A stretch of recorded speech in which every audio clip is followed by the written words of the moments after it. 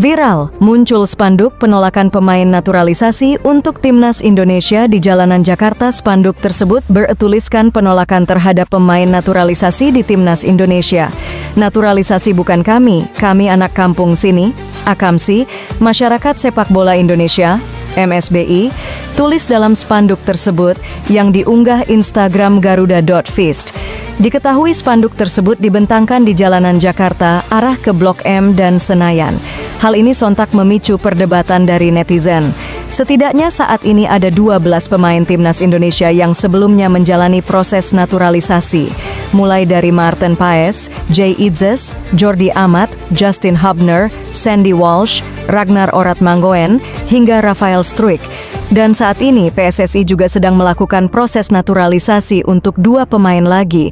Mereka adalah Mace Hilgers dan Eliano Reinders.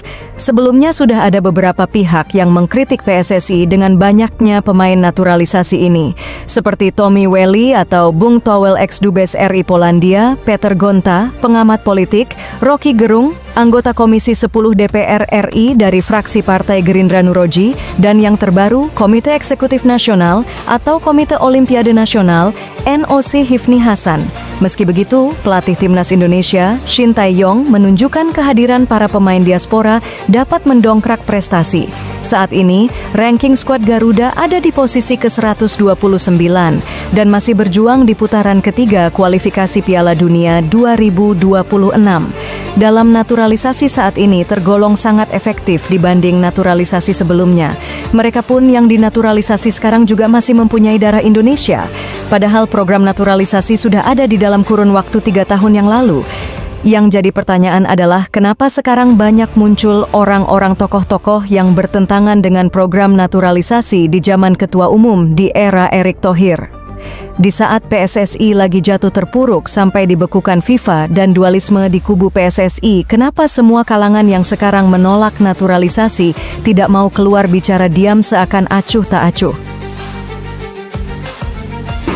Saya jujurnya tidak terlalu bangga dan tidak euforia dengan kemenangan-kemenangan PSSI, karena yang main bukan AKAMSI, ya, anak kampung sendiri.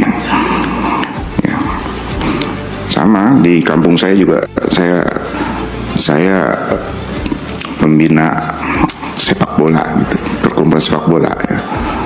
Ada 1-2 naturalisasi juga.